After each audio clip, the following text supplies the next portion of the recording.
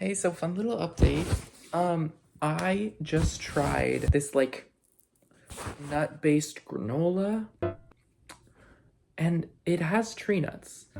And usually I'm like, oh, not uber concerned, whatever. But I've like never had tree nuts because I grew up with both of my siblings, or one of my siblings had a severe peanut allergy. She still does. And the other one developed a severe peanut allergy, and her best friend had a severe peanut and tree nut allergy. So my whole family stayed away from like all of the top 8 allergens, and me and both of my siblings had egg allergies growing up. It's just like we all grew out of it except for my brother. I've like stayed away from peanuts and tree nuts my whole life unintentionally. I recently tried peanut butter for the first time and I was really scared trying it because I was like, what if I have an allergy and I just have no idea because I've never had peanuts? So I tried it and I was okay. Now, like I said, I just tried this granola that is like tree nut based. And I'm having a weird sensation. It's not like I've been known to have heartburn, so I know what that's like. I've also been known to have oral allergies, where I get a tightness in my chest, itchiness in my throat, um, my mouth starts salivating a lot, um, and I know what that's like. And right now, after having eaten this, there's like a weird mix, and it could just be both of them happening. But also, I've never experienced an allergic re- an allergic re- an allergic re- an allergic reaction. So it could be that. It could very well be that. So I just scoured my apartment and I found Benadryl, and we're gonna take it together because this is the life of somebody who didn't grow up with eating peanuts or tree nuts. I felt so proud about myself. I was like, oh, I'm gonna try this because, oh wait, how many do I need to take? I'm gonna try this little granola because it's like healthier, whatever. I don't care. Well, I do care. That's why I got it. But I'm just gonna take one. So let's take 1 to 2. I'm gonna take one. How I would describe this feeling, because I know what allergic reactions are supposed to feel like. In theory, I've just never felt them myself. Growing up, my family was big when it came to advocacy for people with allergies. Big with teens, girls, lesbians, the mentally ill, the very allergic. It's been described to me many a time. I know how to inject an EpiPen. I knew by age like 7 how to inject an EpiPen. We used to host these like allergy walks to fundraise for research with allergies. Like, I know what it's supposed to feel like. It's like I know the symptoms of you kind of feel your throat closing up, an impending sense of doom, hives, um, among other things happening. But those are the big three that I remember. And I don't have an impending sense of doom, seeing as I'm just yapping instead of taking this. Hold on. I don't have an impending sense of doom, but I do feel as if I don't know if it's my throat closing up or residual heartburn or something, because I like my family historically has problems with our esophagus. Like, I don't know what it is. Occasionally when I eat something too fast without chewing, it'll get lodged in my throat and then I have to drink water to like push it down. And I think it's because when you swallow something, your tongue balls it up in the back of your throat, and then as it's going down, your esophagus is actually like warping like this in like a wave fashion to lower it down into your stomach. If you didn't know, I mean, I'm sure a lot of people already know that. But I think what happens is it like doesn't actually go down, and so when it finishes doing like its little warping thing, it's just there. I've also heard it could be a spasm of my esophagus. I really don't know, but I do know how to get rid of it, so I deal with that. I also just eat slower. I think the sphincter between the bottom of my esophagus and the top of my stomach, and I forget what that one's called. I think that doesn't close for me very well. As babies, my brother had a lot of acid reflux, and so did my sister. I don't think I did, but there's a family history there, so the digestive tract is really just not it for my family. And my family has a history of colon polyps too. Like, I cannot win when it comes to like digesting things. As I was saying, I have a lot of problems eating. Oh my gosh, we really did lose the lottery when it comes to like eating stuff, because food allergies are a huge thing in my family. Oral allergies. We have all like both my mom and my dad had have at one point had issues with their esophagus, and all of my family on both, like my grandparents on both sides, have colon polyps, or at least one of them does.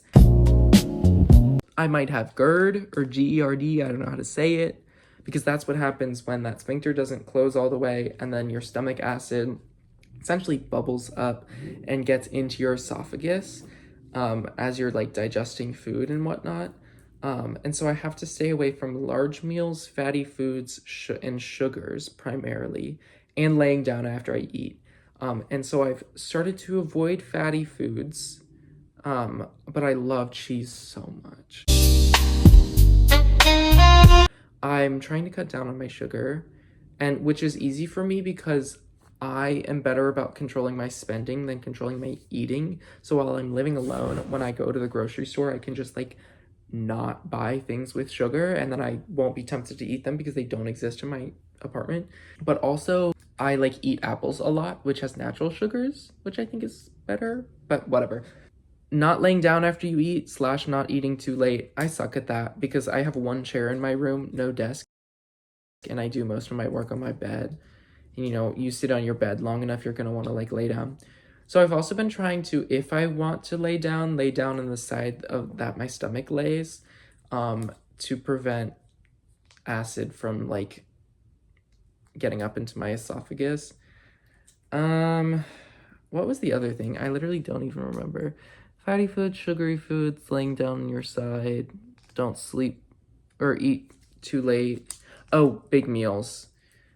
I struggle with that because I can only eat, like I only have time to eat at certain parts of the day. So when I eat, I eat. But I don't think my meals are that big. I don't know. But when I eat like something bigger than usual, like a bigger meal than usual, I feel it. I also just started eating a lot more, or I've been introducing fiber more and more into my diet because there's been an increasing number of 20 to 30-year-olds who have been diagnosed with colon cancer because of a lack of fiber in their diets. So really trying to get on that. And I have been, I will say. I eat like only fiber. I have 3 meals. Really, it's more like 2 meals a day. Okay, don't hate on me. I try my best. I'm on a tight schedule. I do a lot. Fine. I eat chia seed pudding with blueberries and occasionally with granola, and that's why I'm trying this new granola, because I have like a carb fiend. Like I'm a carb girly. Like I just love my carbs.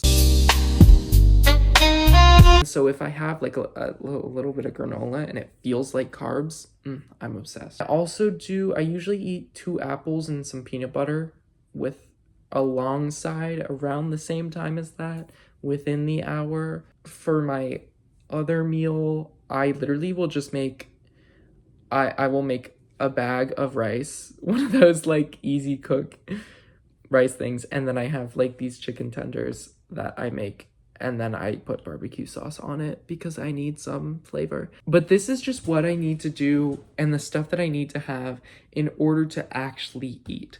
If I don't have stuff that's easy to make, preparable, I enjoy eating, I'm not gonna eat. And so this is what I found works for me. I can go the distance. That was low-key not good. So yeah, that's like kind of my life and the way that I'm living it. I grew up snacking a lot. Like I'm a chronic snacker. Again, I'm a carb girly. I'm a chronic snacker. Carb girly chronic snacker. Like it's match made in heaven.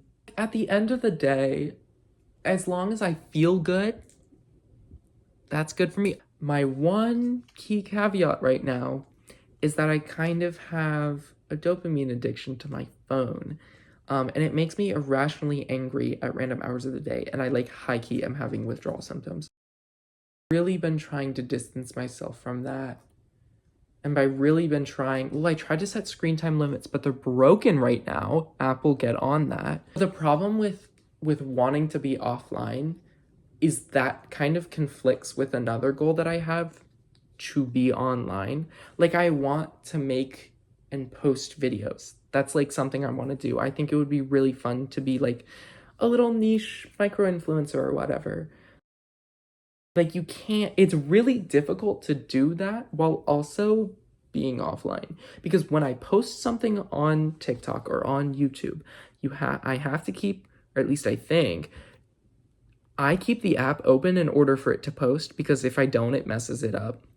So when it's posting, I'm scrolling or I'm watching something, and that's how it hooks me in. And then I get distracted and I miss when it actually posts, and then I end up being on my phone for like 3 hours. My phone died today while I was out, and it was low-key really freeing.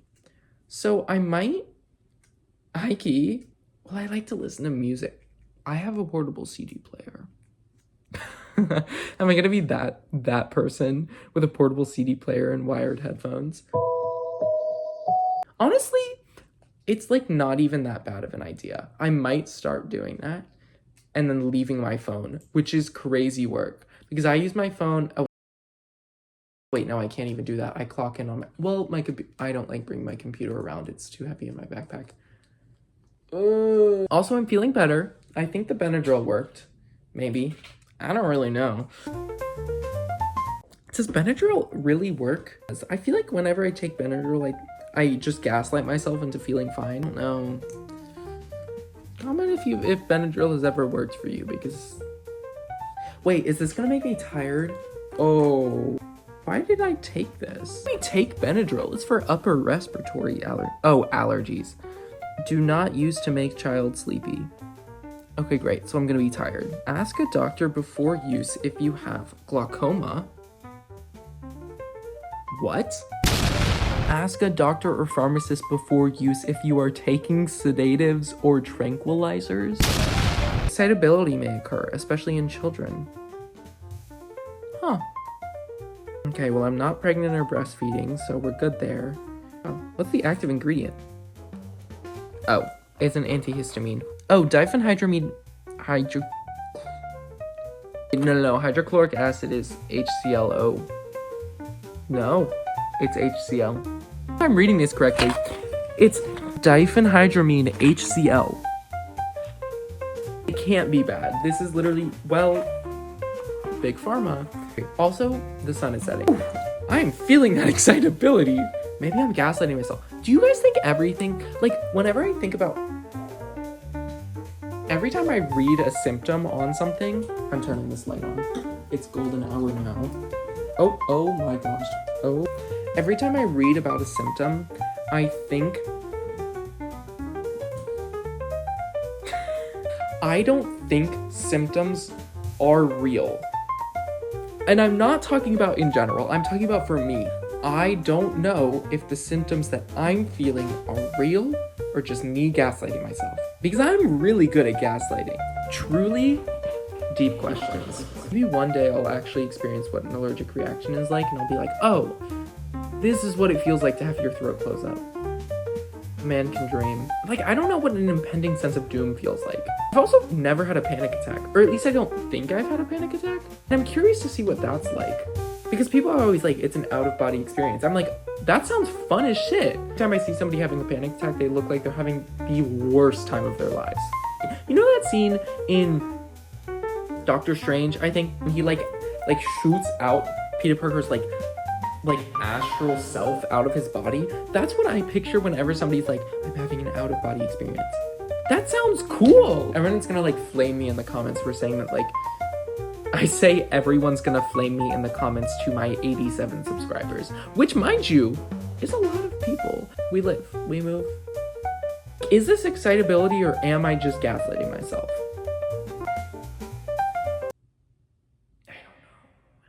I don't even remember what I was saying. Do you guys remember? I feel like you don't. I feel like we've moved on. I'm gonna end here. If you got this far, honestly, congratulations. Give yourself a pat on the back. I hope you like listening to me talk. I sure did. Bye. Ciao. Ciao for now.